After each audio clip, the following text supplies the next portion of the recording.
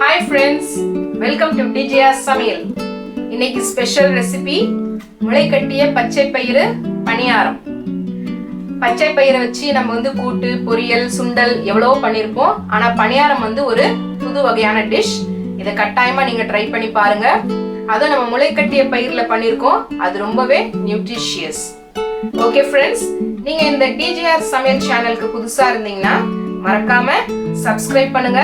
அப்புறம் பெல் ஐகானை கிளிக் பண்ணுங்க. அப்பதான் நாங்க போடுற புது புது ரெசிபி உங்களுக்கு சீக்கிரம் வரும். நீங்க சீக்கிரம் பார்த்து சமைச்சு சாப்பிடலாம். ஓகே ஃப்ரெண்ட்ஸ், நம்ம இப்ப இதுக்கு தேவையான பொருட்கள் என்னன்னு பார்க்கலாமா? தேவையான பொருட்கள்: முளைக்கட்டிய பச்சை பயிறு.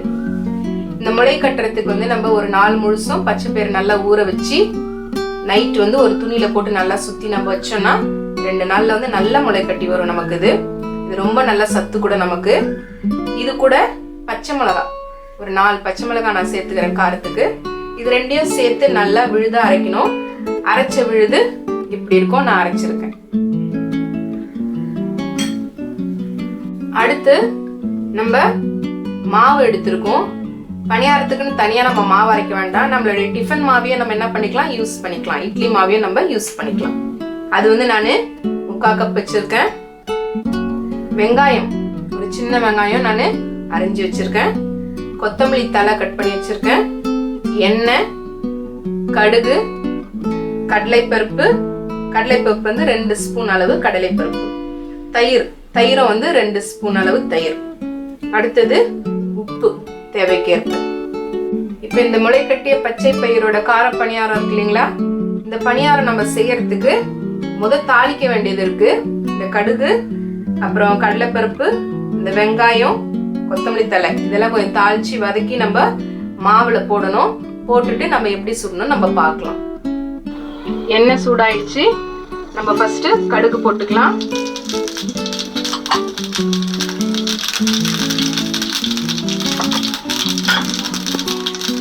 கடுகு பொரிஞ்சதுக்கு 2 ஸ்பூன் கடலை பருப்பு போட்டுக்கிறேன்.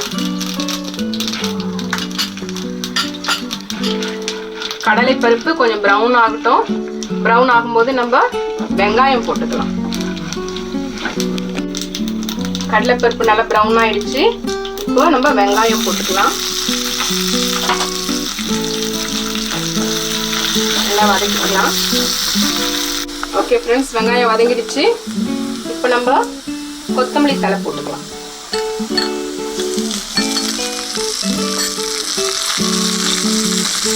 போட்டு நல்லா நம்ம வதக்கிக்கலாம்.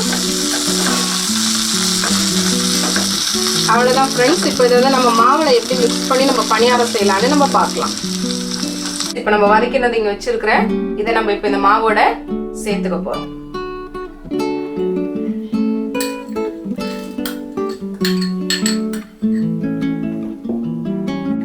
அடுத்து முளைக்கட்டிய பச்சை பயிரையும் பச்சை மிளகாவையும் அரைச்சு வச்சிருக்கோம். அந்த விழுத இது கூட திரும்ப நம்ம சேர்த்துக்கலாம்.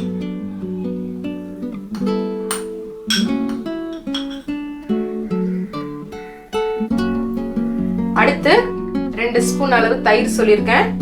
தயிர் சேர்த்துக்கலாம்.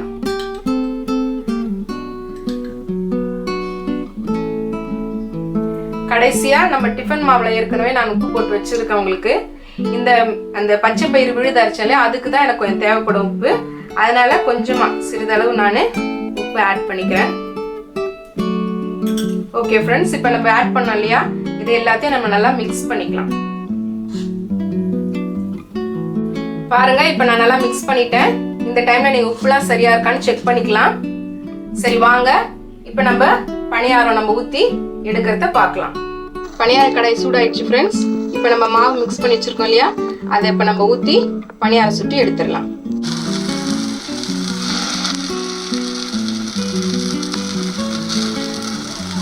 பாருங்க ஃப்ரெண்ட்ஸ், இந்த மாதிரி நம்ம ஊற்றி வச்சிடணும். இப்போ நம்ம இதுக்கு ஒரு மூடி போட்டுடலாம். கொஞ்ச நேரம் கழிச்சு நம்ம திருப்பி விட்டுக்கலாம். பாருங்க, இப்போ நமக்கு நல்லா குக் ஆயிடுச்சு. நமக்கு ஓரம் பார்த்தாலே தெரியுது. இப்போ நம்ம திருப்பி டர்ன் பண்ணி நெக்ஸ்ட் சைட் நம்ம போட்டுக்கலாம். பாருங்க, என்ன சூப்பரா வந்திருக்கு பாருங்க. நம்ம பணியாரம் அழகா டர்ன் பண்ணி விட்டுறலாம் மொத்தம்.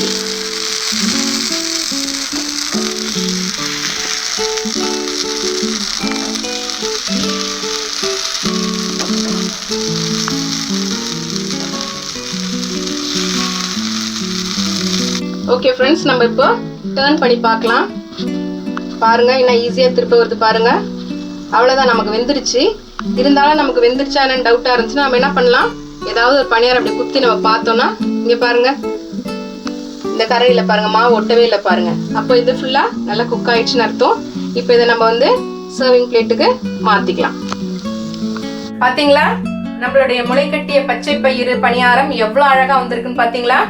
இது ரொம்பவே கலர்ஃபுல்லா, அதே சமயத்துல ரொம்ப டேஸ்டியாவும் இருக்கும். இந்த டிஷ் உங்களுக்கு பிடிச்சிருந்துச்சுன்னா லைக் பண்ணுங்க, ஃப்ரெண்ட்ஸ்க்கு ஷேர் பண்ணுங்க, மறக்காம கமெண்ட் பண்ணுங்க. Okay friends, cook easy, eat healthy. Stay tuned to DJ's Samil for more new recipes. Thank you.